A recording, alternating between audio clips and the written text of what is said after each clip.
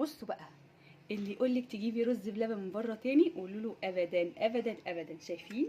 بصوا تعالوا كده معايا. الله. بصوا بصوا، خشوا كده معايا كده. بصوا شايفين قوام الرز بلبن؟